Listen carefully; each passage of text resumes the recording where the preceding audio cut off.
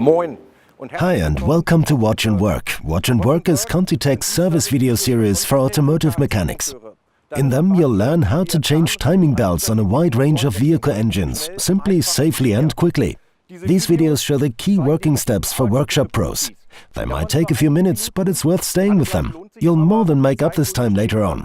My name is Stefan Meyer, by the way, and I'll show you a different engine in each video. Okay, let's go inside.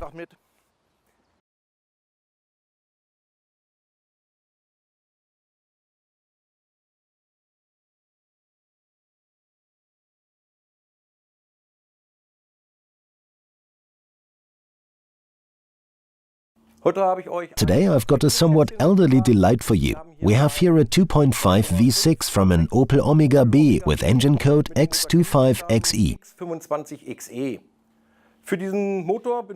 For this engine we need a CT884K1 kit with these components.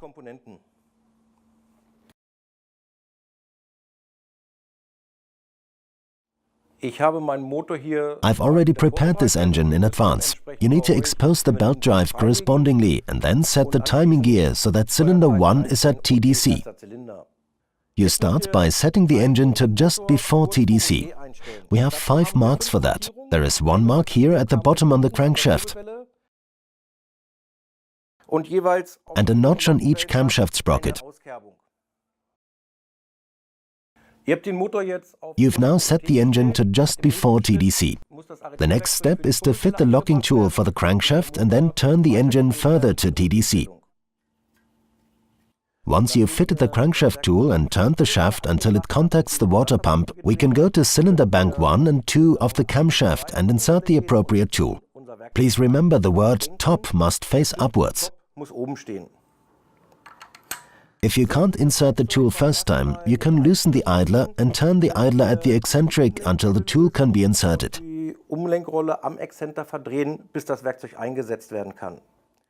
Then do the same at cylinder bank 3 and 4. There's a second tool for this.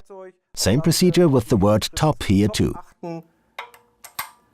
Should you also be unable to insert the tool here, please loosen the idler at the bottom and turn it until the tool can be inserted. The timing gear is now correctly locked. The next job is to release the tension in the belt. For this, please loosen the tensioning pulley nut and release the tension in the belt by turning the eccentric clockwise using the hexagon socket.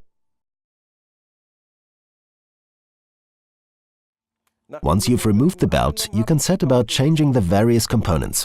Close attention is needed again here. When changing the belt, please note that it is direction specific. That means we have various marks that have to align on the engine. For the camshafts, there are 2 marks each, left and right, and also a mark for the crankshaft. To fit the belt, start at the bottom at the crankshaft. The double lines on the belt must align with the crankshaft mark. To ensure that the whole thing can't jump off, we wedge it here and then continue fitting the belt clockwise.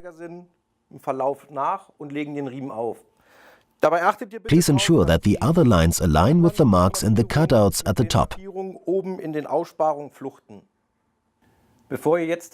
Before you can then set the timing belt via the tensioning pulley, you must first adjust the 2 idlers. Start at the lower idler. Under this arrow there is a point which you have to turn to 2 o'clock on the lower idler. The procedure is the same for the upper idler. That is to say, here's the arrow with the point above it, and you now set this to 11 o'clock.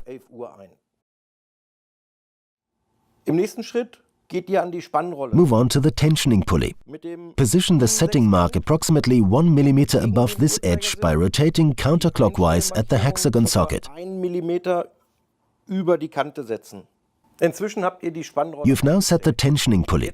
Next, you need to turn the engine over through 2 revolutions so that you can check the timing gear again. Once you've turned the engine over twice, you have to lock the timing gear again.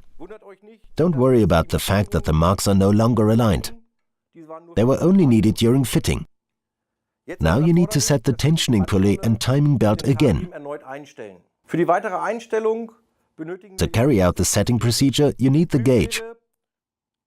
Place the gauge on the camshaft sprockets for cylinders 3 and 4. There are 2 marks on the gauge. These marks have to align with the marks on the camshaft sprockets. Now go to the lower idler and adjust the position from 2 o'clock to 12 o'clock. Here's the arrow. The point above the arrow must now be at 12 o'clock. Cylinder bank 1 and 2 is set in just the same way as cylinder bank 3 and 4, except that we now go to the upper tensioning pulley and turn the whole thing from the 11 o'clock position to 9 o'clock.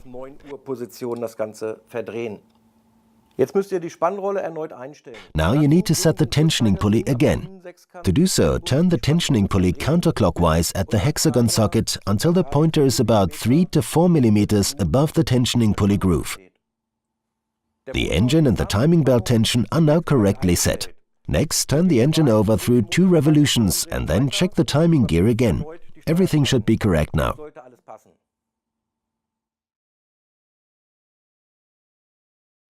Okay, you're almost there. You now just have to complete the engine. Please follow the manufacturer's specifications carefully, especially the torques.